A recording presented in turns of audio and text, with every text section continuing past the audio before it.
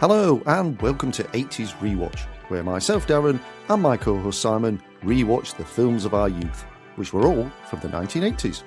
Today we have a supernatural problem and really need to speak to the experts. So, who are you going to call? Light is green, trap is clean. He ad-libbed 90% of this film. They absolutely leg it out of that building, screaming. Yes. I've got to say, this is my favourite bit of this film. Listen, can you smell something? It's just fantastic. Do you believe in ghosts? Yeah, right, hired. Are you the keymaster? It's quite frightening for a comedy. Who are you going to call? Ghostbusters! So, Simon, which film have we been rewatching? We have been watching, Darren, the classic from 1984, Ghostbusters. Woo!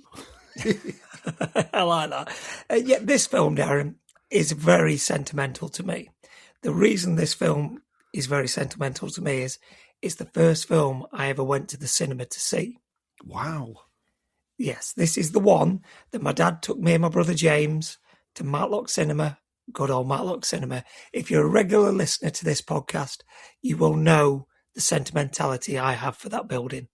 Yeah. Absolutely fantastic. And looking back at it then, I'd have been, 8. So loved every minute of it. And it's the first real film, I think, that grabbed me and pulled me in to the marketing of it. It was everywhere. Yes, because, I remember it being everywhere. I remember being around at the time. Yeah, fantastic marketing, but Matlock Cinema. Yes, classic. And now it is a Marzi Indian restaurant. So when I go into the Marzi Indian restaurant, don't get me wrong, it's a fantastic Indian. It really is. I just sit there and I think, I remember when this was the cinema. Yes. I remember, even as a child, even up till, I think it was the mid-90s when it kind of ceased to be a cinema. They used to put like a board outside and it got 2 movie posters because it only got like 2 screens. Yeah. And it used to have the 2 movie posters. Even back when I was in my early 20s driving past, I'd still look at the board to see what was on. And, you know, it's just that nostalgia. And I still see it now vividly in my head. The place, it's fantastic. It's a really lovely building as well. You know, when you look at it, it's not your typical Cineworld cinema now. It's a really old building, a lot of character. And I just remember walking through the pillars, because it's got big pillars down it, and walking into the cinema and the little kiosk and the instant smell of the popcorn. Yeah. I can still vividly remember it. And such a, brilliant film to go and watch for your first film. And why did you choose that film? I don't know. I think it would have been because it would have been on the TV, the adverts. Back then it was very much TV commercials. And if you got your cereal, it'd have some Ghostbusters kind of toy in it. Yes. And I remember wanting, I think it was the Ghostbusters symbol sticker. I remember really wanting this sticker. And I finally got it in the cereal. And I put it on a white mug, as you do. Yeah. And then I think my mum or my dad must have put it in the dishwasher and it came off. I was mortified because I'd wanted it for so long, and it was one of those, I've got it and now it's gone. Story of my life. Have it 5 minutes. Then it's gone. Like my dad, threw everything down Tansley Tip. One of those moments. That beast of a man. That beast of a man. The Mongoose California still pains me that went down the Tansley Tip. Really does. Darren, I could cry what he threw down that tip. Well, I suppose my experience was a little bit different to yours because I wanted to go and see it because it was everywhere, wasn't it? Yes. But we never had the money to go back then. I was only 14 and I would get snippets of it from people at school, or you'd see adverts on, like you said, in cereals and things. But I think mine came about a year or so later on video. Now, back in those days, I used to have to take back all the videos that my father talked to people in the pub. They'd rent the video out, give it to him, and say, hey, do you want to watch that? But you'll have to take it back. Well, he'd be out the pub at 10:30 at night. So there was no chance of watching it then. So guess what? Muggins, after school, I had to traipse the 3 miles there and 3 miles back through rain, wind, shine, snow, whatever the conditions, I had to take it back. And being around 15, I was getting pretty fed up because you want to play with your mates. You want to do your own thing. So one day I said, why can't I rent a video out? There's loads I want. And lo and behold, they let me. I never thought they would do. And Ghostbusters was the first one I rented out. I brought it back, and I think it was on a Sunday afternoon. We all sat there and watched it, and they absolutely hated it. They absolutely hated it. And they never let me rent another film out ever again. That's gospel. Gospel. Little did they know what a classic this film is. I can see probably where they're coming from. It probably doesn't appeal to everybody. You know, I can understand that. But I get that. All that walking in the snow and the rain, it counted for nothing. They could have said, it wasn't bad. But no. I get where you're coming from. Like I say, do you remember the days where you had to go and pick them up and take them back to the video shop? Oh, definitely. I definitely remember those days. Everybody's video on the street I had to take back. Oh, I tell you, listening to this podcast, and hopefully the listener, if you are listening to us on a regular basis, my love for Christine's video shop in Darley-Dale. I used to just love going in there. And I remember going into Matlock Video Shop, which was the Ritz video shop. And it was like 4 times bigger than Christine's video shop. And it was just like jaw-dropping when you walked in, the amount of films they had. And our kids, like I said before, will never experience this. Walking in, having to choose a film. And like you've just said, you only got one go at it. So you, in your mind, you had to get this right.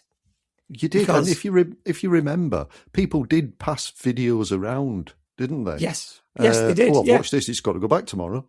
You can watch it if you want. And again, it was an event. It was. I mean, I think a lot of people did that for like what you've just said. So they didn't have to take it back. Somebody else had to take it back. Yeah, me. You.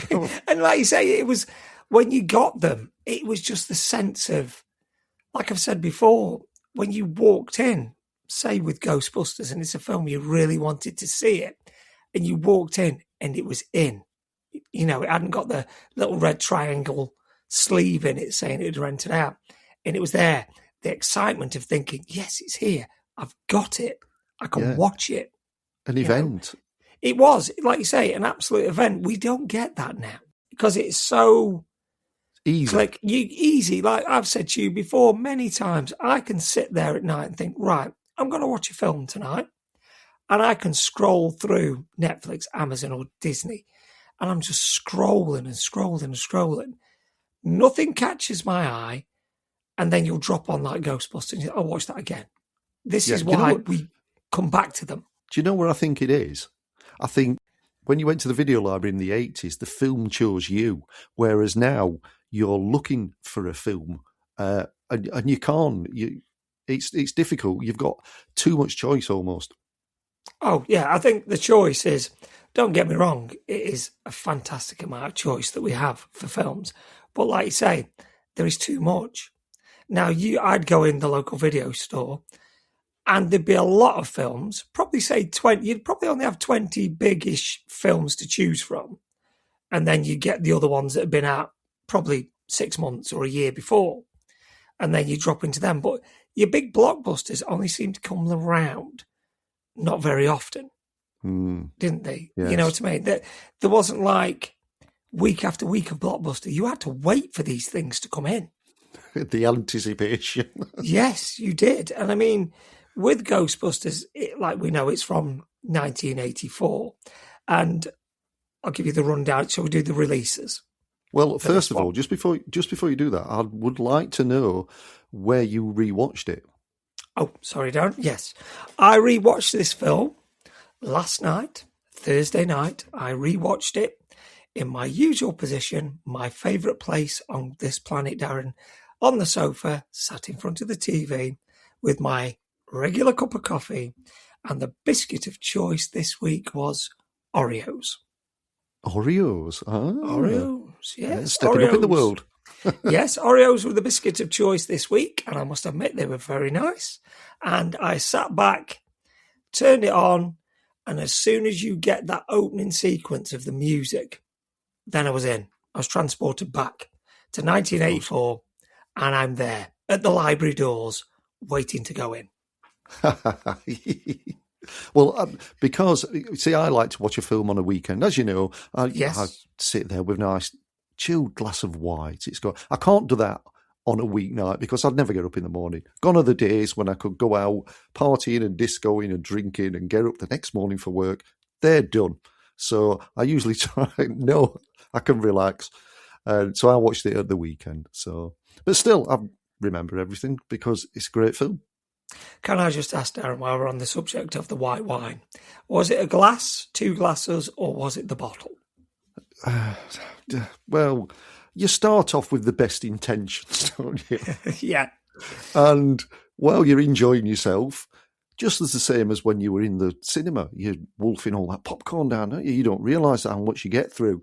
And a glass turns into 2. And when there's 2 of you watching it, all of a sudden, a bottle's gone in next to no time. So maybe just over a bottle or 2. Good boy. That's what I like to hear, Darren. You're keeping up, I'm keeping up with the biscuit of choice and you're doing the bottle of wine every week. We're still doing that, which is good. Excellent. So, Excellent. Shall we recap on this fantastic film, which we've rewatched?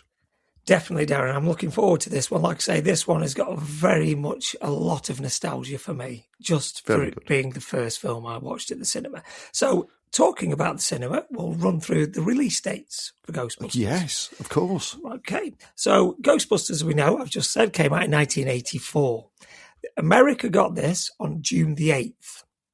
And we got this in the UK. This surprised me. We didn't get this till December the 7th. So nearly 6 months after America. That's a long time. A long time. And if you think that's a long time, you've just spoke about this, getting it from the video shop. I've since looked into this. The VHS and Betamax release for Ghostbusters in the UK was December 13th, 1985. So we had to wait a year to get this. So I was taking all those videos back for ages and ages, and I was yearning to watch Ghostbusters for all that time. I didn't realise. Yeah, it's amazing to think now that it was 12 months between the cinematic release and the home rental release. No wonder my shoes were worn out. Exactly, you see, Darren. That's it. And we also know that obviously it stars Bill Murray as Peter Venkman, Harold Ramis as Egon Spengler, Dan Aykroyd as Ray Stantz, Ernie Hudson as Winston Zeddemore, Sigourney Weaver as Dana Barrett, and Rick Moranis as Louis Tully. Well said. So they were the stars. And looking at that list, Darren, that is a good list of stars for this film. Oh, it is. Isn't it? But do you know who was originally in mind to be in this film? Who were who Dan Aykroyd had in mind? He had... not really. No, he had John Belushi. He was going to be in it, but sadly he passed away in 1982. Because Dan Aykroyd was in brilliant Blues Brothers. Yes, with John Belushi. And them two. Yes, those two were really good friends. So he was going to be in this, but sadly passed away. And the other person they approached to be in it was Eddie Murphy. Eddie Murphy? Eddie Murphy, but Eddie Murphy turned it down to do Beverly Hills Cop. Was that out in 1984? It was, wasn't 1985. Oh, no, it was. Yes, 1984 it was. You're right. No, 85. No, 84. Sorry, it's May 84. Yes, 1984. Oh, right. I'm not sure. Sorry, go on. I was just going to give you a quick rundown of the top films of 1984. Oh, yeah, definitely. The top 10. So, top 10, going 10 to 1. Number 10 was Romancing the Stone. Good film. Great film. Number 9 was Tears of Endearment. I've not seen it. Never seen it. Number 8, Star Trek 3, The Search for Spock. Not that really was good, Star that, Trek yes. fan. It was, yeah, I've seen it, but I'm not really a massive Trekkie, shall we say. Number 7 was Beverly Hills Cop. I'm surprised that's so far back. I am. And at number 6 was Footloose. Oh, what a film. What a film. Definitely, we'll cover this at some point. We definitely will. And the next one we will definitely cover is The Police Academy. Oh, yes, definitely, yep. Yeah, and number 4, we've done this one. Number 4 was The Karate Kid. Another Yes. classic. Oh, And number 3, we've covered this one, Gremlins. These films in this all year, these? Darren, these are only the top 10. I could have gone more into a lot more. I might start looking back a bit, see what was a bit further back behind these. Number 2 was Indiana Jones and the Temple of Doom, an absolute classic. My goodness. And number 1, what do you think was the number 1 box office film in 1984? It's got to be Ghostbusters. Ghostbusters, doing a worldwide box office of 296 million. Wow. Yeah, so back then, what that equates to in today's money, I have no idea. Yeah, probably like $1 But billion. it would be a lot. Like Probably be $1 billion. Yeah, it's got to be. Probably $1 billion. But there we go. So that's the films of 1984. So looking at those, classics. And the one we're talking about now is number 1. Number 1. The number one film of that year. The number 1. So let's get into this one then, Darren. Let's go for it. Right. Excellent. So it starts at the New York Public Library, doesn't it? And the first thing I notice about this, right from the very off, is how scary that music is. Yeah, that's what I just said to you. As soon as it gets you, as soon as you turn it on, you're in. And then you see the big statue of the lion, don't you? And then it takes you into the old lady in the library. Yeah, and she's going down some absolutely massive corridors of books. It's like a maze. It is. It's, I would imagine just being in there could be quite frightening because it's quite claustrophobic as well, isn't it? It's quite packed in. It is, with books and things, books and that. But she's there and she's going around, isn't she? And it's quite good, this, because as she's walking through, this is where you see the books start to move, don't you, behind her. Yes, they move behind it. And I always think it's freaky. And I saw this early on in The Shining, when you actually follow the character around, because you don't know what's around each corner. And it's always something that's around the corner. Well, to me, they did this differently. And it were behind the back. And then books that floated across. And I think that's a pretty decent scare for, I don't know, a minute into the film. It is, and obviously, as it gets going, I think the directors and the producers and people wanted to change the start because they said, obviously, when you first see the first ghost, it's quite frightening for a comedy, and I see that, but it's like you say when she's walking and all the the things are coming out. What are those things like books? Yeah, they're like library cards and things. Yeah, library cards. Yes, and they're all flying out, and then obviously she panics, which she would do. And then, like you've just said, she's running around. It's like a maze because she's trying to get out. Yeah, and she's doing what any sensible person would do and run as quick as you can to get out of there. I think I'd have been the same. I'd have been off. And then, obviously, then you see it. Well, you don't see it, do you? You just see her screaming. Yes, and her face kind of blasts back and it leaves it to the imagination, doesn't it? But you only get the imagination from the horror on her face. Yes, you do. And then it brings us in to the iconic logo, doesn't it, of Ghostbusters? Oh, and the title music. The title music. Now, Darren, do you know what this film's original title was? I have Ghostbusters.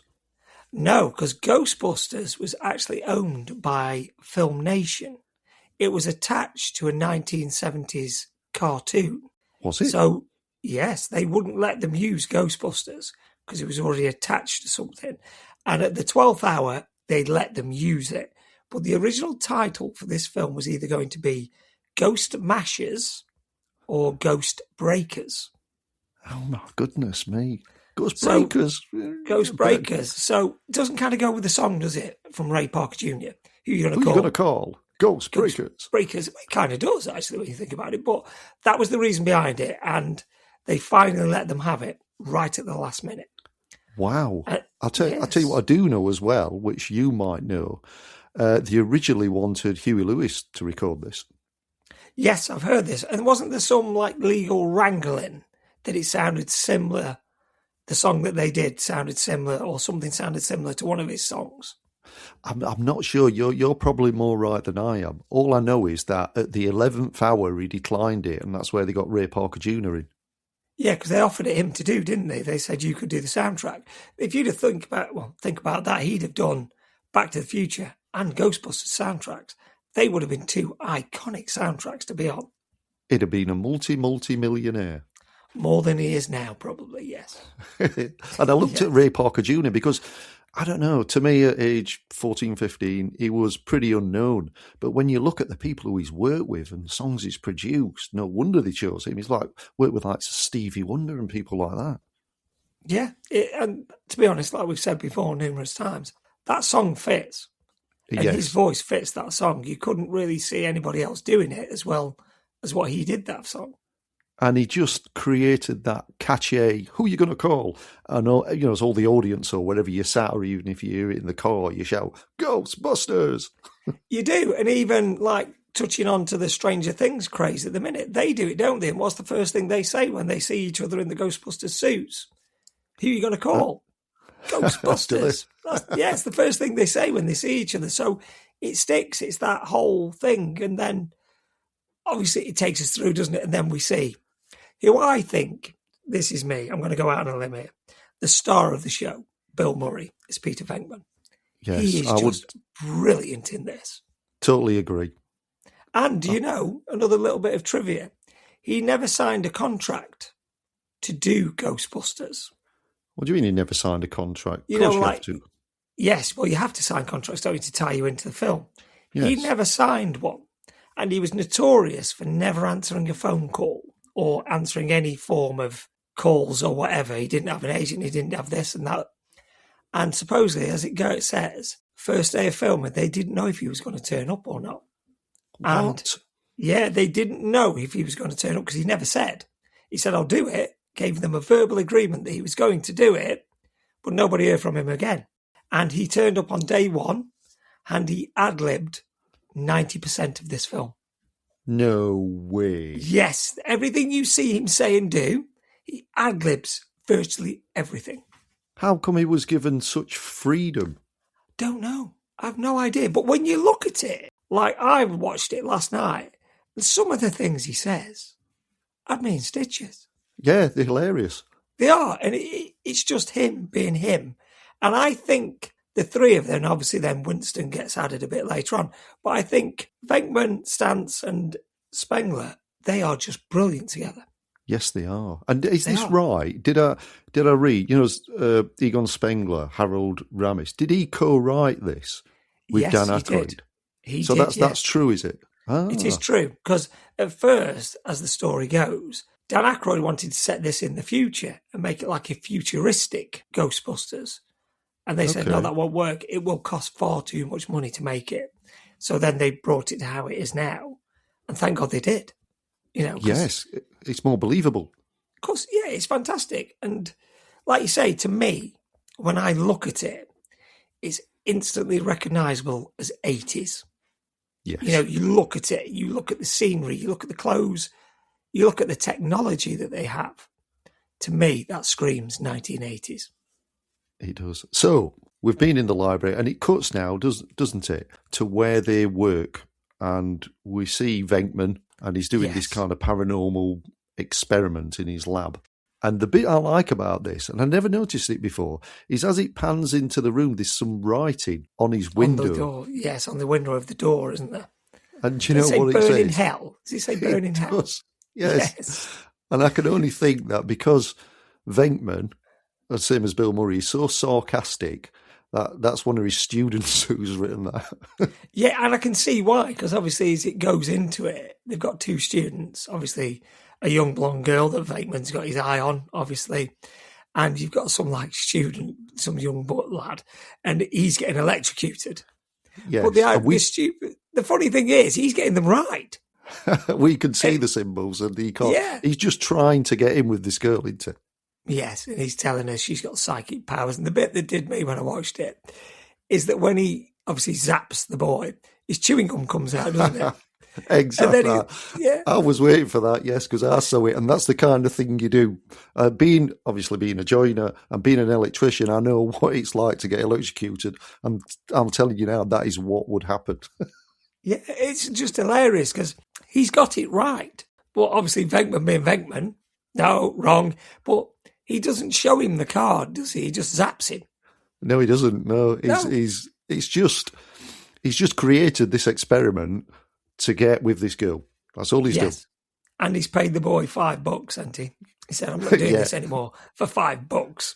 So you're getting tortured basically for $5. So he can try and get in with this girl. Yeah. And then obviously Ray comes in, doesn't he? He does, yes. And Vickman's not impressed, is he? Because he thought he was getting somewhere with this girl. And he's kind of spoiling it. But Stan says Spengler's already at this place where they've had a sighting. At 1:40 p.m. Well done. 1:40 p.m. At 1:40 p.m. at the library. Yeah, so then they go, don't they? And I like this bit. This bit I like, because then they walk through, like, obviously to the library, don't they? And they're chatting, and then they go in. And this is when we see Spengler for the first time. Yes, and he's kind of round a desk, isn't he? And Venkman bangs on the desk. Yeah, he's like, does his finger, doesn't he? He does the finger, and you can see he's like looking, what is that? And then he bangs the book down, doesn't he? Yes. And then that's when they start going down. Well, first of all, they interview the lady librarian. Oh, yes. Who saw it. And Venkman says to her, have you ever been diagnosed with being schizophrenic or mentally incompetent? He does, doesn't he, to this little old lady. And there's that bloke there, isn't he, going, what's that got to do with it? Yeah. So, but it's just like I say, everything he says is just so witty and sarcastic. But to make these things up, as you say, off the cuff, yeah, his brain must be like constantly coming up with ideas. Brilliant. Yeah, it's not just what he's saying; it's his facial expressions and his actions that do it for me. And like you say, then they check in and she's fine, and then they go down. And I love this bit when they go down into the basement. Oh yeah, they see those books stacked up, don't they? Yeah, and what does he say? Oh, this isn't right, or something. And does he say, oh yeah, a library full of books being stacked? There's something very strange about that. He's so sarcastic. He could be British, couldn't he? Definitely. But then Stan says something which I cottoned onto straight away. And once he said it, it moves on. And then you think, did he just say that? He said, listen, can you smell something? Yes, I noticed that. Yes, he does. Yeah. Listen, you can smell that. And that's when they see the ooze dripping from the shelves, don't they? Yes, they do. And he's got that, is it PKE reader? And he's going around with that, isn't he? Tracking for the ghost. Yes, but they finally home in on it, don't they? Yes. And then they see the figure of this old lady reading a book. And then they say, don't they, to Venkman, you go and talk to her. Yeah. And he walks over. What does he say to her? I can't think what he kind of asks her, where did you come from? Where are you from? And I love it because she turns round and puts a finger up to her lips and says, shh, because it's rude to talk in a library. Yeah. And then he walks back, doesn't he? And he says, right, that didn't work. And he says, Ray, you're up. And then what does he say? Get a Ray or something. And then they decide to try and jump the ghost, don't they? Yes. And they all come out but it just shows you to start off with, they haven't got a clue what to do. Yes. Have they? It's like any job you start, isn't it? You're always wet behind the ears. Definitely. And then obviously they make the move on the ghost. And this is where obviously then the ghost turns, doesn't it? Yes. And it turns pretty scary. Let's be honest. If you're a child watching that, I don't know how you coped back in the day I can't with your dad remember. and your brother. I don't remember, to be honest. But like you say, because you're not expecting it. And then it does it. And then this is when they decide this is what they're going to do, isn't it, for a living? Well, because they go back to the university. They absolutely leg it out of that building, screaming. Yes. I love They're supposed to be the professionals. Yeah, and he's chasing them, isn't he? He's saying, what was it? And they're running down the steps. Yes. I don't know, but it's brilliant how they're running away and everybody's looking at them. And they're supposed to be the professionals. Yes, definitely. But they're more scared than what the elderly librarian was.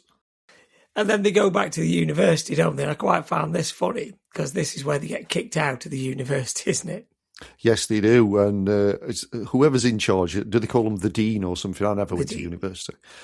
He tells Venkman, doesn't he, says that he's a very poor scientist. And it looks like he's been waiting for that day for a long time. Yeah, I can see probably that Venkman's been winding him up. Yes, over the years. And then they talk outside, don't they, after he's been thrown out, about what they're going to do. And Venkman's drinking, isn't he? He's got a bottle on go. He's got a bottle and they're kind of passing it between each other, aren't they? Yeah, I think it's just him and Stance there, isn't there? I could be wrong. It's just those two. There's just those two talking what they're going to do. And the next scene, I love the next scene. Venkman has the idea that they should go into business, doesn't he? Yeah, then they go to the bank, don't they? Where we're going to get the money to do it, don't they say? And they go to the bank. And this bit had me in stitches because did they say come out and they say, oh, everybody has 3 mortgages now? Or something, because it was his parents' house, wasn't it? He's just remortgaged. And he's like, I grew up in that house. And then Spengler goes, at 19%, in the first 5 years, it's going to cost you 95,000. His face is a picture stance. Yeah, he's like, you didn't even barter with them. Don't worry about it. It'll be fine. But Venkman says, we're going to be rich. He does, yeah. He's not bothered. It's not his money. Correct. He wouldn't be saying that if it was his house. No, definitely not. And then we see the iconic building then, don't we, for the first time? We do. Now, if you didn't know, because I know, because I did a little bit of research, it's a real fire station, isn't it? Yes, it is. In New York. And fans still go there today to have the photos taken outside of it, don't they? I think it's actually got the Ghostbusters logo outside still, hasn't it? I don't know. Oh, that'd be cool if it did. I think it does. And it was used in 9/11 as well, wasn't it? They used it as a base. Oh, I don't know. Firefighters. Wow. Yes, it was used for that. But like I say, people flock to this building, don't they? They do, yes. And I would too. You would, if you were in New York, you'd have to go, wouldn't you? That'd be one of the first places I want to go. As I've told you before, I'd love to go to New York, and I would love to stand outside this building and look at it. And this is obviously where they're walking around, aren't they, with the real estate lady? And they're saying it should be condemned. It's falling to dilapidated, yeah. Yes, there's no way it should be worth this much and whatever. And then Ray comes down the pole, doesn't he, and says, we'll take it. He does, that seals the deal. Yeah, he comes down, doesn't he, and says, it's fantastic. We should move in. We should move in tonight. And that's where Vateman looks at her, doesn't he, and goes, we'll take it. Yeah, I thought that was quite funny because they're trying to get her down on the price. And then Ray, just like every kid, sliding down the pole, we'll take it. But we now get to see, because it cuts, doesn't it? And we get to see our first glimpse of Dana Barrett. And she's getting out of the cab with the groceries, isn't she? Yes, and she's going up to her room. Do you know what number room is her apartment, Darren? I certainly don't know. But I bet Tully does. Tully does. Oh, how does he know she's coming past? If you notice in the film, every time she walks past, he comes out. Yeah, he's waiting, isn't he? He's always He is. waiting. He's got to be looking. And she goes into room 2206. Oh, I thought it'd be 666 or something daft like that, but it wasn't. No, 2206. I think it's the 13th floor as well. Now, when I was watching this the other night with the wife, she watches them as well, she said something to me. She says, how come all Americans seem to carry their shopping in brown paper bags? Because back in the 80s, and only up to a few years ago, all our shopping was in plastic bags, wasn't it? Yes. And now we charge more for plastic bags. Yeah, it's frowned upon to use plastic now, isn't it? Because obviously it's frowned upon. Yeah. So when you look then, were they being more environmentally friendly, more recyclable than what we were? Or is it just, they were just brown paper bags and that's what it was? But it was just a little thing. I'm thinking, concentrate on the film, not shopping. But it's a fair point, I think. I like how she's picked up on this. And I think, yeah, that's very good because, like you say, they do. And it amazes me how much they can get in them. Now, if I'd put as much as what she's put in that brown bag, it'd be all over the floor. It would be, wouldn't it? It would be. It would, yeah. It'd be all over the floor. And like you say, then she goes into her apartment. This is the first time we see her apartment, isn't it? It is, but it's the first time we meet Louis Tully as well. Oh, he's Rick Moranis. Which brilliant. Is absolutely, yeah, he is. He's brilliant as this, I don't know, this dweeb, whatever you want to call the kind of guy. But he is waiting, and he probably thinks he's got a chance with Dana. Yes, but little does he know when he turns into, Vince Clawful, then he's got a chance, hasn't he? Probably, yes. But did you know, here's another little bit of trivia, which you probably know, that John Candy was originally cast for that part. Was he really? No, I didn't know that. He was, but John Candy commanded a certain fee then, and they wanted to pay him less, so he wouldn't do it. And as much as we both love John Candy, I think Rick Moranis fits that part perfectly. I couldn't see John Candy doing that. No, I was just about to say the same thing to you. I think out of the two, I think Rick Moranis was the better choice for that character, just the way the character is. Yes, John Candy's too big of a character. Yeah, I think appeal of Rick Moranis. He's small, isn't he? So you get that sort of small little man in his gym gear. He's always working out, always, having vitamins, isn't he, and things like this. I don't think you could see John Candy doing that.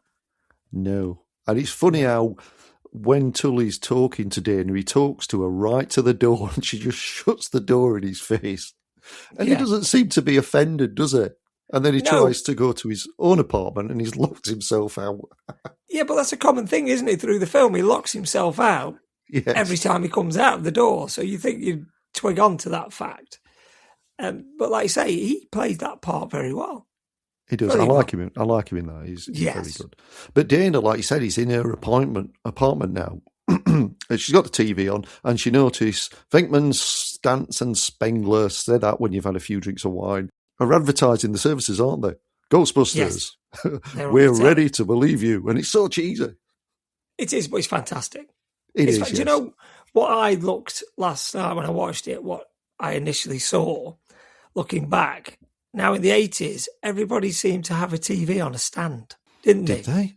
Yeah, it was on like a stand. I noticed this last night. I'm thinking, I remember them stands from the 80s. Oh, yes, I think I do, yes.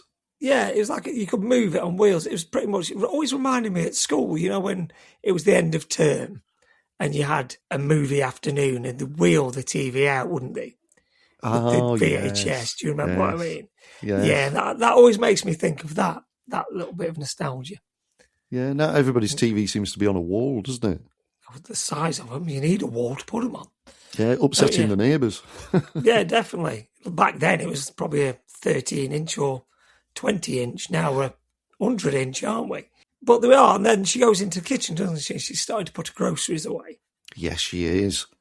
And this is where it gets... Yeah, it gets really spooky because the eggs are starting to pop and jump out of the box, aren't they? Do you know what was next to the eggs? Did you pick up what was next to the eggs?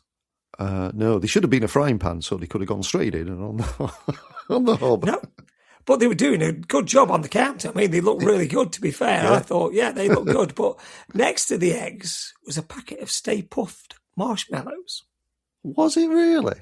Yes. Stay well Puft spotted. Well spotted. And then she starts to hear noise, doesn't she, coming from the fridge?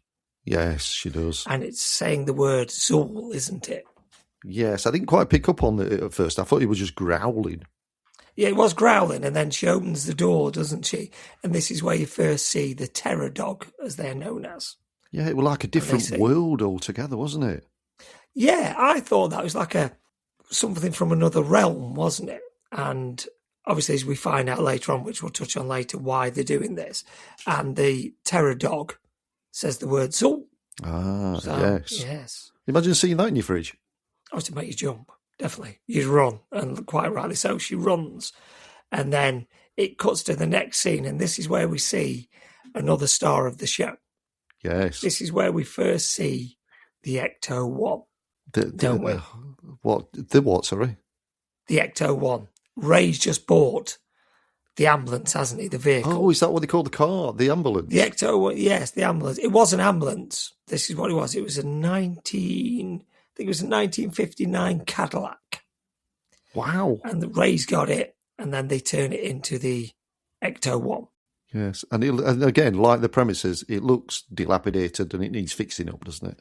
Oh, yeah, Ray's going through what's wrong with it, doesn't he? It needs suspension, it needs shockers, it needs this, brakes.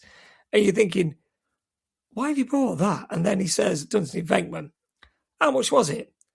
4,800. You're thinking, and it needs all that work doing to it, 4,800. And that would have been a lot of money in those days. Yes, it would have been, definitely. It would have been, quite a bit of money to spend money on it. And then we go into the premises, don't we? And this is where Venkman says, any calls, doesn't he, to the receptionist? He does, and I recognise the receptionist straight away because it's Molly Ringwald's work colleague from Pretty in Pink, another John Hughes classic film. Well, and it's a voice. She's got a very recognisable voice, almost like Bart Simpson. Yes. Now, where I recognised her from, this was because I was watching, and it was the voice straight away, and I thought, is that? So I had to do a little bit of research on this, but it is Young Sheldon's Meemaw in the programme Young Sheldon. So that's where I know her from. Very good. Off the Big Bang Theory. Yeah, she gets them out of it, but yeah, very good. Very, very Definitely. distinct voice. But then who walks in? Dana walks in, doesn't she? Yes, and who jumps up to attention? Oh, it's had me stitches because she's talking, isn't she? Straight away saying the Ghostbusters. He sees head pop up, don't you? Yeah. And then he runs and jumps over, doesn't he? The little gate into his office. I thought it was brilliant. He's not got up because they've got a customer. He's got up because it's a woman. Yes. It's just fantastic. Like I say, he sees head pop straight up from behind the filing cabinet. As soon as he sees her, then that's it. He's there then, isn't he? And all the three of them are interviewing her then, aren't they? And there's Venkman saying he kind of agrees with her because she doesn't believe in any of that thing. And you're thinking, you're a Ghostbuster. He's doing anything he can to get on her side. Yes, he is. And to be fair, obviously Spengler and Stantz are being like Ghostbusters with her, aren't they? They're asking all these questions. And she's got these pads. Yes. Yeah, she's got these pads stuck on her head. But they say Venkman's not bothered. All he's wanting to do is try and get with her, isn't it? He certainly is. And then when it's time for him to go to her apartment, he says, I'll go back and I'll check her out. When he really means he'll check the premises out. But you can tell what's on his mind. You can, because everybody's saying, I'll get the blueprints for the building and this, that and the other, and all he's bothered about. I'll take her home. Yes, I'll check her out. The premises out. But then they're at the apartment, aren't they? And again, Venkman, he's trying to be clever. And he's calling on the ghost to show itself, isn't he? He does the thing with the piano, doesn't he? Oh, yes, come on. And he says they hate this, don't they? And he's tipping the two little keys, isn't it, on the piano? And he's got that device. What is it? He doesn't say what it is, does he? It looks like he's spraying the apartment with something. Yeah, just with air, I thought, isn't it? It's just going along, just pumping this thing. And it's doing nothing. And he's there just basically trying to get with her. And she's twigged on, hasn't she, from the start, what he's like. She has, because he goes, I like this, he goes to the kitchen, doesn't he? And he looks in the fridge where the incident happened. And he says, oh, my God, look at all the junk food. He does, yeah. And it's like, what does me, though, when he first goes in, he picks the eggs up, doesn't he? Which are well fried on the counter. Yes. Yeah, and like you say, when he opens the fridge, it's like, oh my God. But what did me before, this quite made me smile, because he's walking in the apartment and she says to him, doesn't she? He's going opening every door. That's the bedroom. Nothing really happens in there. Doesn't he say, oh, it's a shame or something, doesn't he? Yeah, just being a total slime ball, basically, isn't he? And if he's making all this up as he's going along, it's brilliant comedy. Oh, yeah. Like you say, looking at him, just doing it. And because he is quite eccentric, isn't he, Bill Murray? He is, but brilliant. Yeah, definitely but brilliant. He says he's not picking up anything spooky.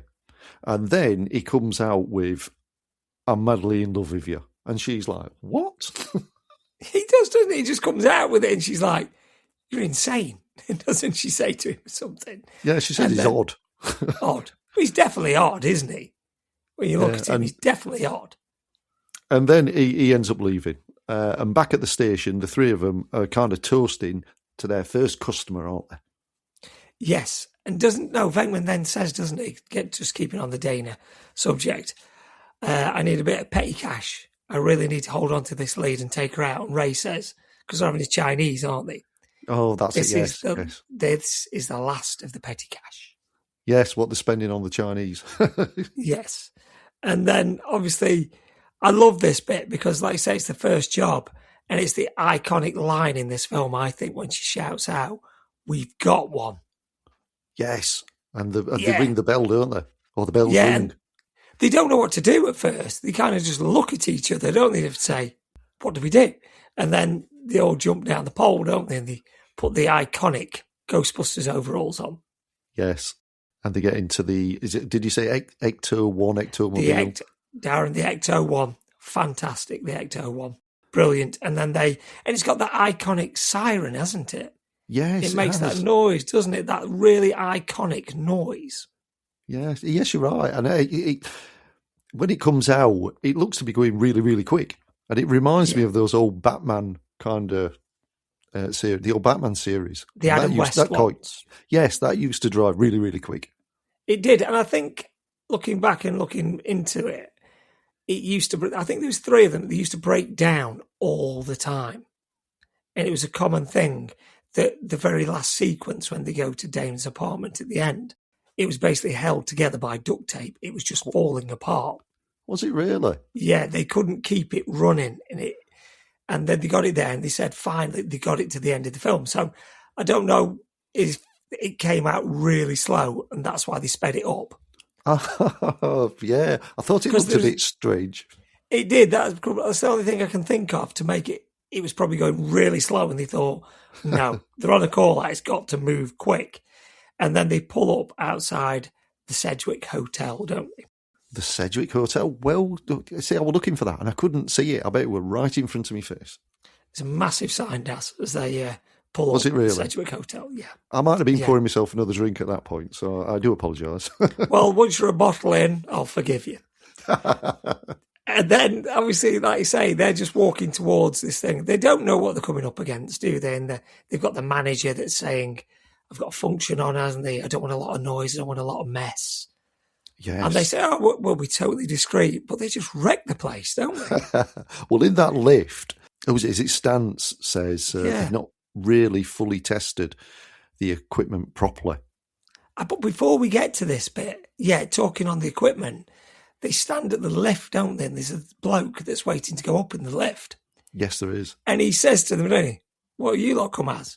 And they say, did they say exterminators? Exterminators, yes. And he says there's a big cockroach, doesn't he? He says there's a massive cockroach on the 12th floor. And that's when the lift comes and they get in and they say, you come in, doesn't it? And he's like, no, I'll wait for the next one. And then that takes us to the scene, what you're on about with the proton packs. Yes. And he says, we've not tested them. And I loved it when they turn it on. You can hear the noise, can't you, of the proton pack. That noise. I mean, it sounds distinct when you're watching it on the TV, but in the pictures, if you must have watched it, really, really loud. It must have been so scary. Do you know what it reminded me of? Back to the Future, when you first see the DeLorean. Oh, and he opens the door. It's a similar noise. Yeah, it's a similar noise. And they're there in the lift and say, what does me when he turns it, when he says, turn me on? Spengler and Venkman both look at each other and move to the side, don't they? Yeah, like 5 inches or something to the side, like that's unsafe. Yeah, because they're like looking at each other and go, wow, because they've not actually tested it. And then they do test it, don't they? Yes, I do like this bit. They see a maid, don't they?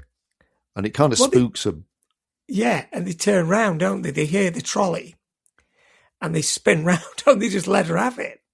Yeah, and she gets up and says, what the hell are you doing? Yeah, and they're like, sorry. And like you say, they could have basically fried her, couldn't they? Yeah, but she speaks to them like the kids. Yeah, what the hell are you doing? And then they split up, don't they? And I love this bit.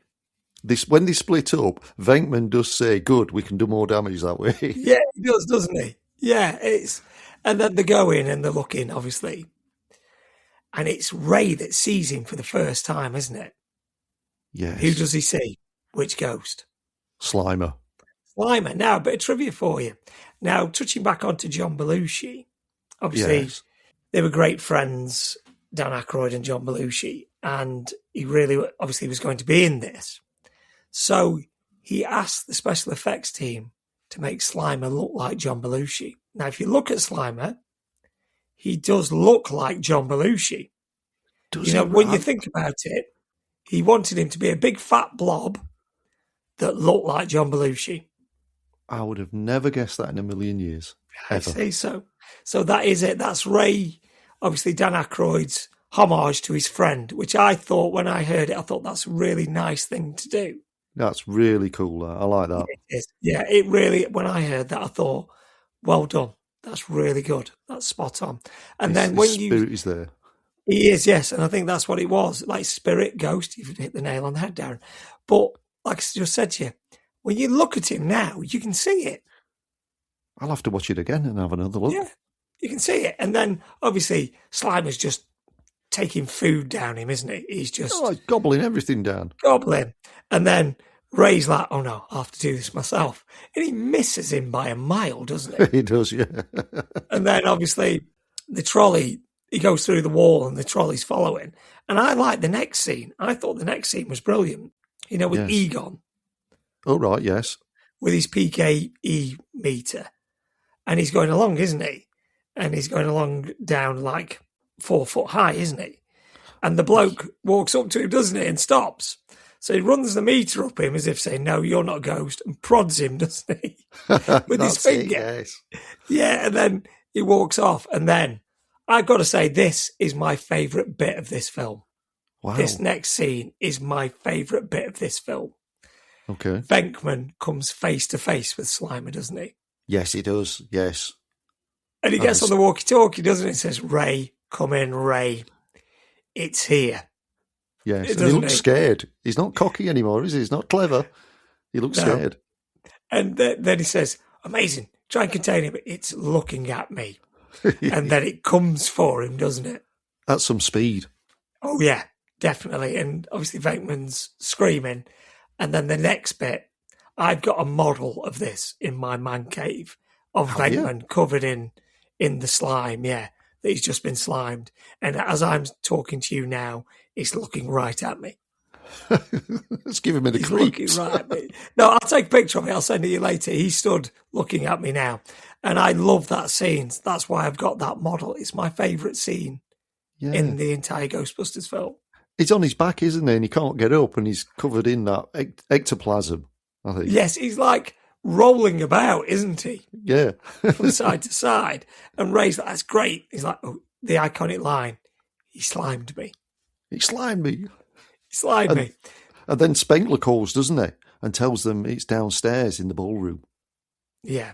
And then they go down, don't they, into the ballroom. And this is just mayhem from start to finish. Because it's circling the chandelier high above, isn't it? Yeah. And the manager stood outside and he can hear the chandelier just crashing through the table. And does Ray say, that was me, that was my fault? Yep. And that's where Spengler tells them, I think for the first time, that they cannot cross the streams because it could be disastrous. Yes. But they still continue to try and, catch Slimer. But they like you said, they completely smash up the ballroom.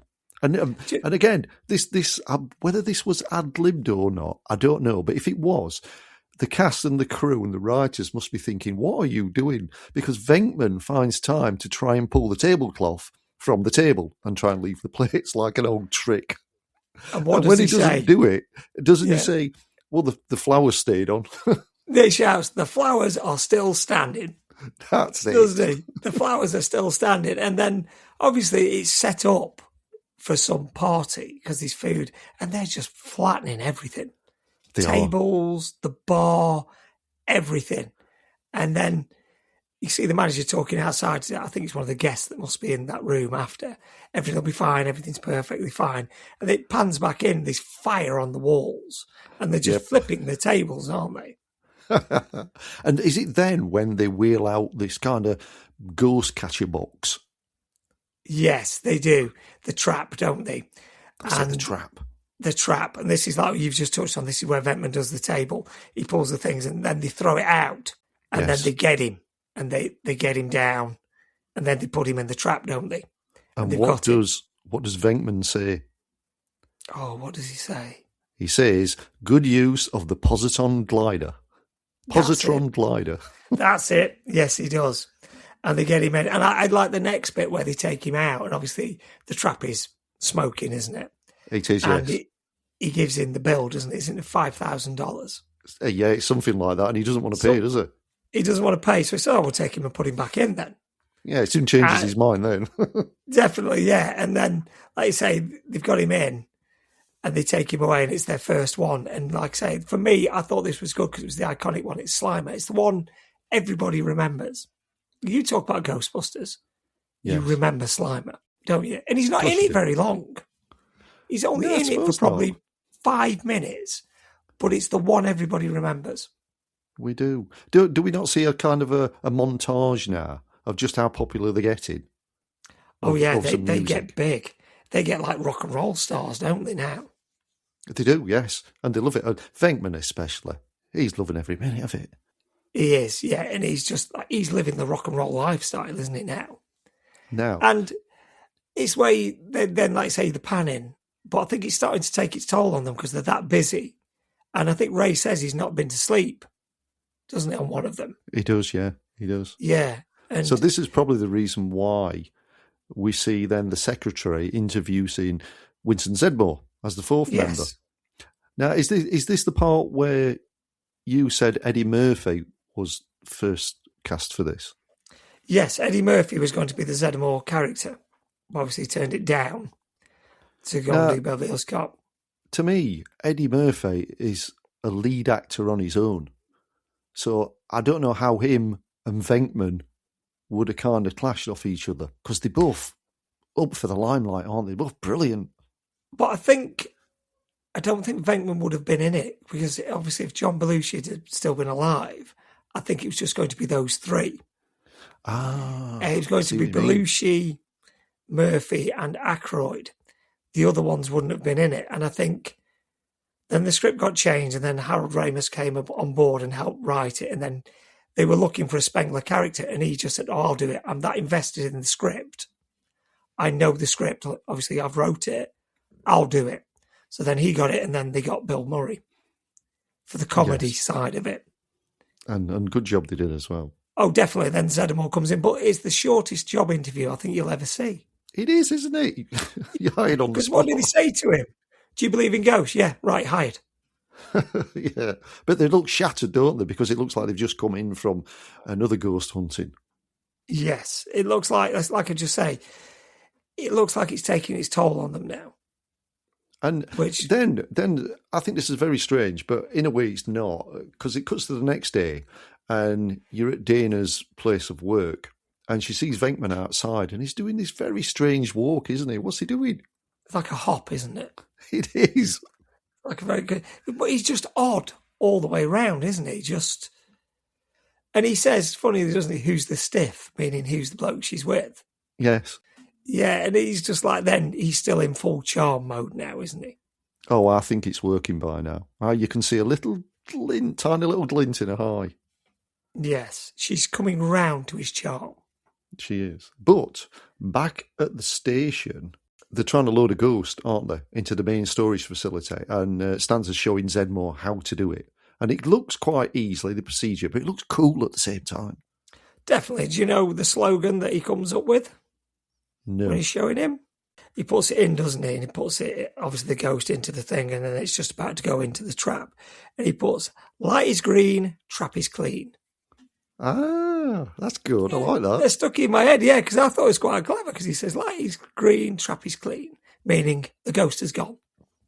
Yes. But your mind starts thinking like, oh, I wonder what's going off in there. You do. How many can you store in there? And yes. like you say, this is where we first see Walter Peck, isn't it? And I was racking my brains last night. I'm thinking, that face looks familiar. I know I've seen that face before. And then I remember he's in Die Hard as a reporter. He is, yes. And he's not liked in that as well, is he? No, to be fair to him, he plays this. Oh, sorry, I don't know the actor's name. He plays the character very well. Yes. He does. It's William Atherton. Right, okay. Well done. Yeah, he's from the Environmental Protection Agency, isn't he? Yes. I think because they're getting very big and very famous, now he's intrigued, aren't they? What do they actually do? Yeah, I kind of think from the off, he's turned up with one intention, and that's to close them down. Yeah, he wants to be the man, I think. But he's talking to the wrong guy, isn't he, Venkman? He's talking to the wrong fella. He's no time for him, has he? At all. No. He's just, the more you got Venkman, the more he goes back at you. No, but Venkman does have to tell the rest of them, doesn't he, about the visit that they've had. Yeah, because he says he's coming back, doesn't he? He does, yes.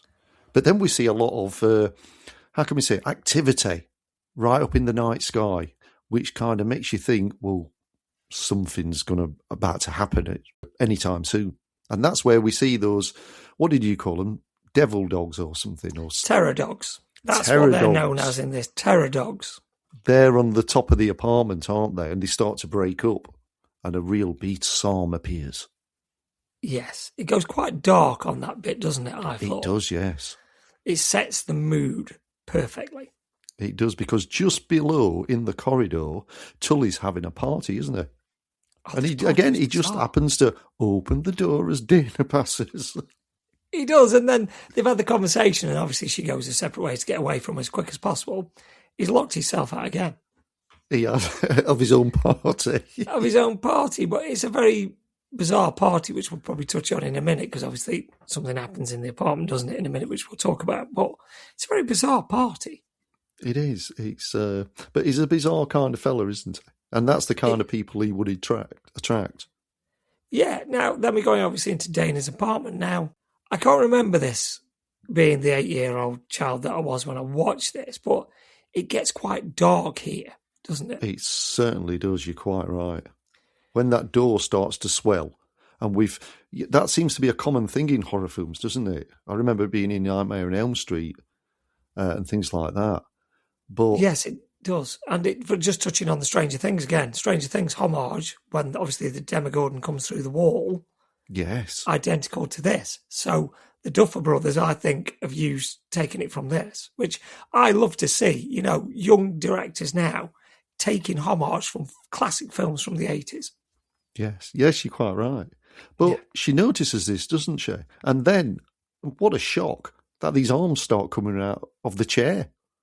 What are those arms? And now when we watched this, I thought, are these the arms of the terror dogs? Because they don't look like, are they human? Are that kind of human arms, or are they terror dog arms? I'm not sure. I would have probably been holding the cushion over my eyes at this point.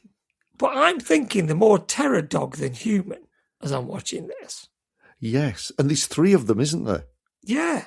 One yeah, either side 3. and one in the middle, and they grab her and they take her to, like you said, Sewell the Beast, which is where that door is kind of swelling open. And to me, it's quite scary, especially for kids. Yeah. And this is where you see the terror dog. Now, the terror dog, obviously, she's being dragged towards it. Yes. That is a scary looking dog. Well, animal, isn't it? It's not a dog. It's a scary looking creature. It is. Now, this bit, you'll probably be able to shed some light on me, because I don't know what I was doing when I was rewatching it. But we're back at Tully's party, and somebody arrives and he takes the coat and he throws it into the bedroom, and it lands on the terror dog. But Yes, how did the terror dog get there? I don't know. I was going to ask you the same. But when that couple arrive, this is the bit that quite made me smile. He walks in and he says the names. I can't remember the names offhand. And he says, oh, they earn such and such, they owe such and such on the mortgage. And he's just shouting it out, isn't he, to everyone? Yes. If I walked in that room and he said I owed 100 grand on a mortgage, I'd be like, shut up. But he doesn't just flippantly says it. And you're like, all right, brilliant. And then we get that roar, don't we, from the dog? Yes. It's not a dog. I know it's not a dog, but I'll just call it a dog. We get the roar from the terror dog. And he says, doesn't it? Okay, who brought the dog? Yeah. And then it bursts out, doesn't it? It does, actually. It bursts into the middle of the room. And is it me or everybody scarpers? But Tully, he leaves the party. He's out, isn't he? He's gone first. Yeah, he's gone out the door. And now he's runs running. after him. Yes, it breaks through and then it goes into the wall, doesn't it? It comes through with such force from the door into the wall. And I must admit, watching it back, all right, it's from 1984, the CGI bits, but probably don't hold up now, do they? But when you see it close up and it's more like a puppety terror dog, yes, fantastic. Yes. We forgive it, don't we? We can forgive those things. I don't think people say my son's age, 25, I don't think he can forgive it because he didn't grow up with it. He knows a lot better now, doesn't he? Yeah, because what we have now is second to none, isn't it? But back then, this was state of the art. You know what? One day, when he has kids and they're his age, they'll be laughing at what he's looking at today. Yeah, they will. And it's the same. Everything ages. Of course it does, because everything gets better. But I feel sorry for him here because he's running round, isn't he? He is. And he's just trying to get anywhere. And he gets to that restaurant and he's pulling on the door, isn't he? And no, everyone's just ignoring him. Well, they all look around for half a second and then go back to what they're eating. Yeah, but why does nobody notice this great big mammoth beast coming towards him? Yes, true. Yes. Yes, I don't know. But what I do know is Venkman arrives for his date with Dana. And I think it's all already happened, hasn't it? The beast's gone and everybody's left. So he doesn't notice anything, does it? He notices, obviously, the apartment's a bit smashed up, isn't it? But he doesn't actually say to anybody what's going on, which you and I would say, what's happened here. But this is Venkman, and his sole intention is to get with Dana. So he puts that to one side. Yeah, and the bit that I liked about it, when he initially walks in to the apartment, he does actually say, thinking about it, what's happened here. Doesn't someone say there's been a cougar attack or something? Someone's brought a cougar to a party. Yeah, who brought a cougar to a party? But you would say, wouldn't you? A cougar. But no, he's in, and then he's back at room 2206. And she asks him, doesn't she, are you the keymaster?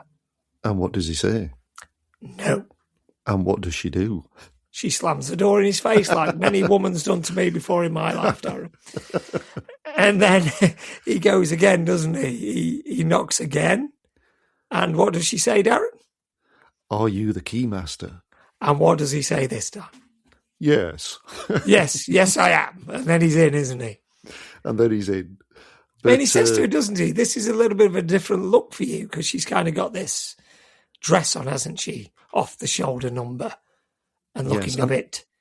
Yeah. I think this is quite ironic and good writing, I think, because Dana seduces him then, doesn't she? And she kisses him. And he finally gets what he wants, but he realises it's not Dana because she's possessed. He does, doesn't he? Because he gets her where he's been wanting to get her. And then she says to him, doesn't she? And he's like, no, possessed women don't do it for me or something, doesn't he? And then this is the bit where she's like, obviously she's throwing him about, isn't she? And everything like this. And then she starts to levitate, doesn't she, off the bed? Yeah, because he's asking her, I want to speak to Dana. I want to speak to Dana. And yeah, she starts to levitate up. And to me, this is one of the scariest bits in the film. And you wouldn't want children to watch this. This is like what you'd find in Poltergeist or something like that. Stuff for nightmares. Exactly. I think you've put that spot on. Yeah, the Poltergeist. It's very similar to the Poltergeist. And when she's growling, when she's talking to him.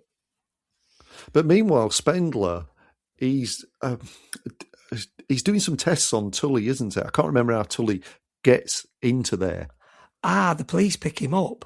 That was it. The police pick him up and they say something along the lines of, we had him down the station and I think he's one for you. He's like a whack job, don't they say? Something like that. Yes. And they take him in. But I'm like you, when they put him on the machine, what's on the TV screen? I don't know. They've got him hooked up, haven't they? Those pads on his head. Which I have to say, sorry, just before you tell me, this has given me a little bit of Back to the Future vibes. It is, because he's got a helmet, hasn't he? That's yes. It, sorry, yes. So carry on, sorry. Sorry. Yeah, he's got a helmet like Doc Brown in Back to the Future, hasn't he? Yes. I want to know what's on the TV now. Right, okay, I'm getting to that. Don't worry, Darren, I am getting that. He's talking and they're asking him the questions, aren't they? Who are you? And he says, I'm Vince Clawful, Keymaster of Gozor, doesn't he? Yes, he does, yes. He does, but on the TV, Darren, I'll put you out of your misery. On the TV at the side of him, it's the Terror Dog. Is it? Yes, it's like, when Dana went in, it's all pixelated and it's different colours like red and yellow and purples. It's the Terror Dog's head on the screen. Right, I've never noticed that. Never noticed. Watch it back later, just that one scene. But he never says, why is that dog's head there? Because obviously he's been taken by the Terror Dog, hasn't he? So yes, the Terror Dog has possessed him. Your eyes must be everywhere on these films. I'm watching everything, Darren. Everything. But that's the first thing that stood straight out to me when they hooked him up to the machine. And doesn't he say, then Venkman phones, doesn't he, the Ghostbusters? Yes, and he says we have to get these two together. Yeah, he says something along the lines of, Gozar or whatever, doesn't the Keymaster? And he says, well, I've got the Keymaster here. So he says, we need to get these two together. That's right. And then, does Walter Peck arrive at their office? He does, doesn't he? Just as they're about to put them two together, he comes to shut them down. He comes with the sole intention, doesn't he, to shut them down. And I think Venkman is quite serious here because he's warning him of the consequences of shutting that machine down. Yeah, he's basically saying, you don't want to do this. And at this point, obviously, Ray and Winston are out on another job, aren't they? They've been somewhere else. So they're not with this. And then he comes, and then they're having an argument, aren't they? Whether to shut it down or not to shut it down. Yes. And they finally make the maintenance guy do it, don't they? Yeah. They all run, and then we see this massive explosion, don't we, through the roof of the fire station. Oh, it does, yeah. I noticed that. I noticed it blows a hole in the roof of the station. And that kind of wakes Dana up, doesn't it? Yeah, she kind of wakes up. But what also happens when this is going on? Obviously, all the Ghostbusters are together saying, what's going on? Peck's been and shut us down. This is bad. This is really bad. And then Venkman says, where's the Keymaster? He's just wandered off, hasn't he? Oh, cool. I never noticed. Yeah, he just wanders off. As they run out, nobody's paying attention to him, and he just wanders off up the street. Right, yes. You know what? The next film you watch, have a bottle of wine. You just concentrate on everything in hand, what's in front of you. Well, this is why I don't drink when I watch these. I like to watch these, and I really do enjoy rewatching them just to take it in, to have a proper look at it and think, why is it now it's making sense? The more you look at it, the more it's starting to gel into this brilliant film. No, you're quite right. I'm only messing. I know you are. But the ghosts are released now, aren't they? Yes, they're all over New York now, and this quite made me smile because it comes out the subway first, doesn't it? And then one comes up the train into the taxi cab. Now, was it just me? I don't know why, but I've got getting Scrooged vibes there. Definitely. Same as me. I was just about to say exactly the same thing. You're getting the Scrooge vibes because it's like it's not really a ghost, is it? It's like more of a zombie kind. Yeah, skeleton zombie looking thing. And then we see the star again, Slimer. Yes. He's in the hot dog stand, isn't he? He's always eating. Yeah. All he wants to do is eat. And then you kind of get like these shots of all these like spirits zooming through New York, and they're all headed to one place, aren't they? That's right. But at the meantime, the Ghostbusters, they're in jail, aren't they? They haven't been taken to jail yet. They've just... Oh, right. Sorry. Yes. They've basically had an altercation with Walter Peck. That's it. Out of all of them, it's Spengler that grabs him by the throat. That's it, yes. And now they're arrested. I love this bit when they're in the prison because they've got the plans, haven't they, to the building? Yes. And it's Stantz, isn't it, who tells the group the hotel is a huge spiritual conductor designed for that purpose. Yes, it's for the coming of Gozar, isn't it? Yes. But what does me here is all the people that are in the prison are stood around looking and listening to what they're saying. You can see them looking as if to say, "Oh, you're listening, are you?" And they're all in there, aren't they? And it had me in stitches. And then they get out, don't they? Because doesn't someone come and fetch them? Because the mayor wants to see them. Yes, I think the mayor bails them or something like that, doesn't it? Because now New York needs the Ghostbusters. Yes, and at the same time, is Tully making his way to Dana? Yes, and now this is where these two get together. And obviously the Keymaster needs... The gatekeeper. The gatekeeper. So now they come together. And something that Tully's wanted all the way through this film, he gets. Dana grabs him and kisses him, doesn't she? But I bet he doesn't know anything about it. Absolutely nothing about it. So we go to Dana's apartment and it's just absolutely trashed, isn't it? And she sat right on the edge. She sat right on the edge. Very provocatively. Yes. Yes. And obviously the windows have gone, everything's gone. It looks pretty torched, doesn't it? And then he says, obviously, Gatemaster and is the gate master and the key Yes. master, isn't it? Yeah. They come together, and then we see a stairway, which they head off to That's right, yes. to the top of the building. And now we see the Ghostbusters going to see the mayor. Yes. And there's altercations because all your favourites are there, aren't they? Walter Peck's there, Peck. and then there's a police officer, then there's the Ghostbusters, and there's the mayor. And who's the mayor going to pick? Who's the mayor going to pick? Is he going to believe Walter Peck, or is he going to trust them? He puts his trust because the Pope comes in, doesn't he? Yeah. Is it the Pope? It's some I think some priest or some priest, some man of the cloth comes in, and he's good mates with him, and he basically says, doesn't he, you need to listen to these guys. So he gets rid of Walter Peck, doesn't he? Yeah, Walter Peck needs a punch in the mouth, doesn't he, to be fair? He does. I don't condone violence, but in this situation, everybody will agree leave with it. you. Yeah, leave it to the experts, because obviously Venkman's winding him up, isn't he? He's Yes. at him again, isn't he? And he forces Peck to go for him, doesn't he? And then they make the decision, can you stop this? And they say, yes, we can. And now the Ghostbusters are back doing what they should be doing. Yeah, because the mayor says, what do you need from me? And then we see hundreds of soldiers, don't we, out on the street. Yeah, and they're fully behind the Ghostbusters. And this reminds me of the end of the Blues Brothers, if you've ever seen the Blues Brothers. There's Yes. hundreds and hundreds of the army, of soldiers out on the street. And they arrive at the hotel, don't they? But they arrive to a superstar's welcome, and Venkman is absolutely loving every second of it. Oh, yeah, this is what he wants. He wants the fame. He wants the stardom, doesn't he? And he's got it, and he's living up to it. He's loving it. He is. And then they kind of look up to the top of the hotel, which looks really scary because the whole stormy skies and thunder and lightning. It's the kind of thing you've seen in lots and lots of movies since then, that kind of sky, and it just looks great. Oh, the effects, yeah, here are fantastic. You know, really good. It's setting the mood now for this end of film battle, isn't it, that we're leading to? But the ground starts to open up, doesn't it? The building starts to crumble. And what happens next? They fall down through the road, basically, isn't it? The road collapses. It does, and you can hear people saying, where are the Ghostbusters? Where are they? They're gone.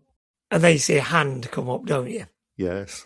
And then they're there. And then we're okay. We didn't expect that. We're okay. And then they're off Yeah. to sort it out. But Venkman's milking it again and again, and you can hear a chant of Ghostbusters, Ghostbusters, and he's loving it. Yeah. He's loving every single minute of this. And you're right. Like you say, they finally go in, don't they? And they have to climb probably the most flights of stairs in cinematic history. doesn't he say what are we on? And don't they say something like, is it 12? Yeah, and they're all panting. They're all Panting, doesn't Venkman say, tell me when we get to 20, I'm going to throw up? Yeah. But like you say, it's a fair way up, isn't it, when you look? It's absolutely miles. It is. And then obviously as they're going up the stairs, what's happening on the roof? Yeah, well, Dana and Tully are right there at the top, aren't they? They're looking very demonic and scary. But eventually when they reach there, they're absolutely worn out. Yeah. 22nd floor they have to get to, don't they? Is it really? The 22nd floor they've had to walk to. And then they go into Dana's apartment. Yeah, they break into Dana's apartment. And again, the effects here are great. We see the red skies and the lightning. It's all building up to a really climactic end. It is, but as this is going on, obviously the Ghostbusters go in the room, don't they? And they also see the stairway to the top. But as this is going on, this is where Dana and Lewis get turned into the terror dogs, isn't it? Yeah, they're being first they're being repeatedly struck by lightning, and then they kind of go on to all fours. Now, I do know this, because, I read it. Sigourney Weaver, in her audition, she shocked everybody in the room by crawling across the floor and making sounds like a demon dog. That were her audition when she auditioned for it. It's amazing to think, like you say, I've also heard that she did that. And she was coming off like the Aliens films, wasn't she? Yeah. So she'd just come off these huge films, and now she's having to audition for Ghostbusters and doing, like you say, on all fours, barking like a dog to get the role. But she plays it absolutely fantastically, doesn't she? Yeah, they all do. Like we've said before, we've touched on earlier. Really well cast.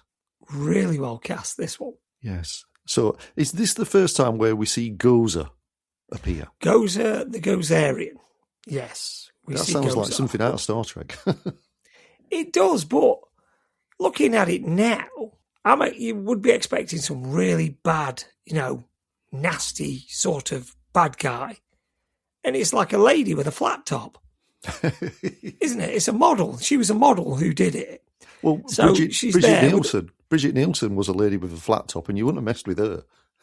No, in Rocky IV, you wouldn't. Definitely not. But, you're expecting... I don't know what you're expecting, really, when you're looking at it. Yes, some kind of big, horrible monster, probably. Yeah, definitely. And then she says the line, doesn't she, to... is it Ray that goes again? Yes, it is. Yeah, Venkman says to Stantz, doesn't he? Go get her, Ray. Go get her. Yeah, get her, Ray. And then she says, "Are you a god?" Yes. And what does he say? No. So she zaps them all, doesn't she? Like lightning. Yeah. And she knocks them all back. And I think it's Winston that says to Ray, when they ask you if you're a god, you say yes. So the four of them regroup now, and they've got a bit of a different attitude, a bit more serious, aren't they? Yeah, they're ready now. She's not doing that again. No, they set the guns up, and they're all ready to shoot her. And is this where they kind of put the streams together? No, it's not. But she jumps out the way, doesn't she? Yeah, they try and zap her, and she moves. And this is where she says to them, doesn't she? The coming of Gozar. And whatever they think of is going to come and end them, isn't it? Because she says, choose the form of your destructor. That's it, choose the form of the destructor. Now, this is brilliant, because they're all, right, don't think of anything. And then they says, your choice has been chosen, doesn't she? He does, yes. And they're all looking at each other going, I didn't think of anything. Yeah, Venkman asked Spengler and Zedmore before Stantz says, I couldn't help it. It just popped in there. Yeah, it popped in there. What popped in there? And he doesn't say it, you just hear it coming, don't you? Now, I think this is fantastic. For whoever thought of this, genius. Like a 50-foot Stay Puft Marshmallow Man, isn't it? Yeah, I was a bit confused back in the 80s. I expected a monster. I suppose you've been used to Godzilla and things like that and King Kong. But I couldn't understand. I thought, a marshmallow man. But that's the comedy side of it. It is also, and just a little bit of trivia for you, that when they did the Marshmallow Man, that is actually a man in a Marshmallow Man suit on a little mock-up, small miniature New York town. So he's walking through it, knocking it over. It's not CGI'd, it's a man in a suit. But you can see all the cars and things below when he's stepping over them. Yeah, I think they were all models. They did it so it looked more realistic than the CGI. You know what? Sorry. Ever since I first saw it on video to watching it the other day, I don't know what I thought. I thought it was 100-foot tall big marshmallow man that they somehow managed to make walk. No, I think the thing, what it was, it would have cost too much money to do the CGI of him.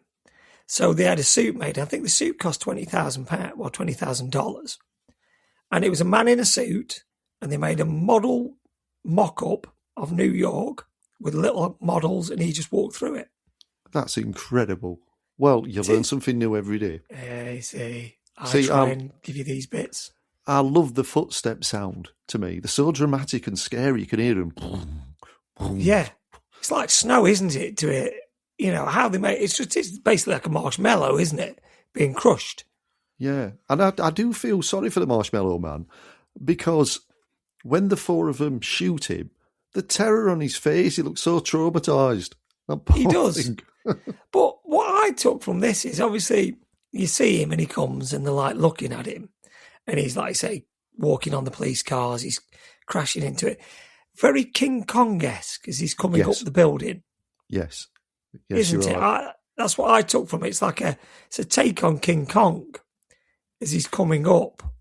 Yeah. And then, obviously, they've got to deal with this. So they kind of zap it, don't they? They zap him, yeah. it doesn't finish the job, does it? No. This is where they regroup, and this is where Spengler says we should cross the streams, and Venkman is very sceptical because he's been told not to cross the streams all the way through. He has, yeah, but like you say, it's the terror on the Marshmallow Man's face. He's so traumatised.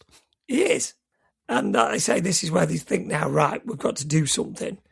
What we're doing is not working. So is this the bit where they cross the streams? It is, yes, isn't it? Where they've got to take out Gozer right at the top, and Spengler reassures them by saying it could work. There's definitely a very slim chance we'll survive.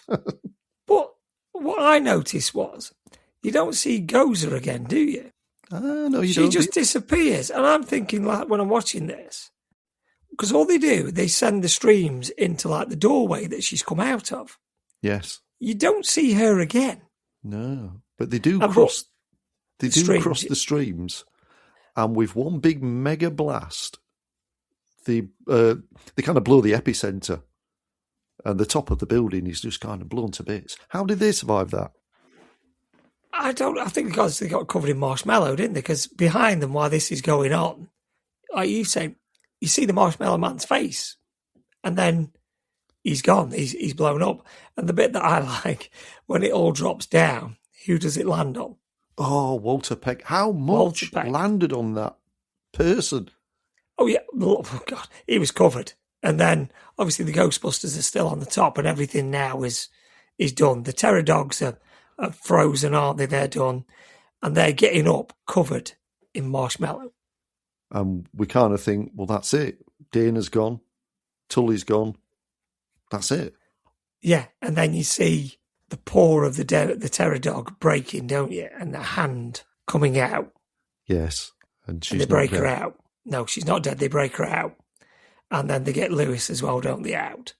They do. He's alive as well.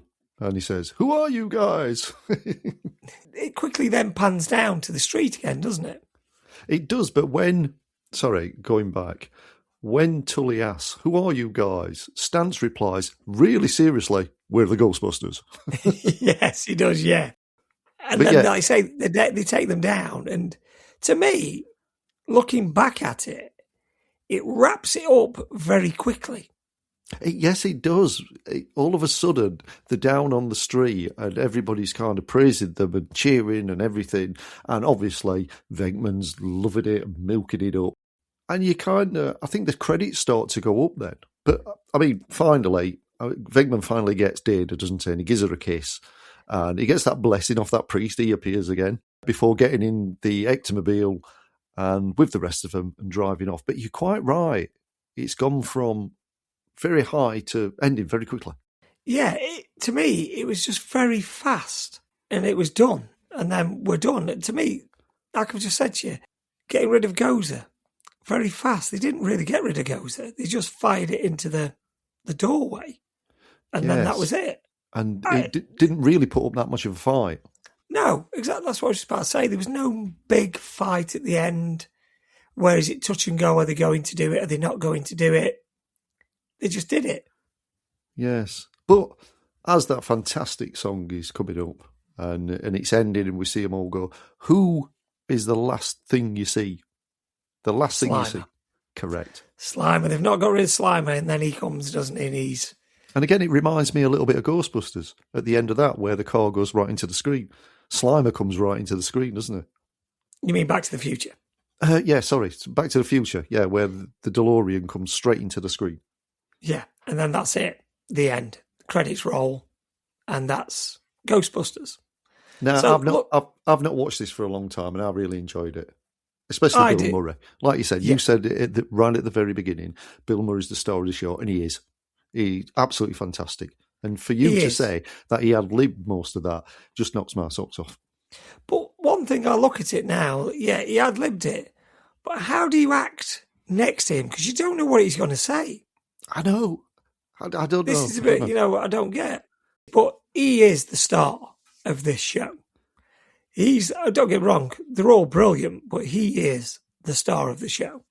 Yes. Now, the strange thinking about it is when Winston Zedmere was introduced, do you really think that they needed a fourth character, because I don't think he got as much, I don't know, how can I say, never got as many lines as the others did. He almost like just an afterthought.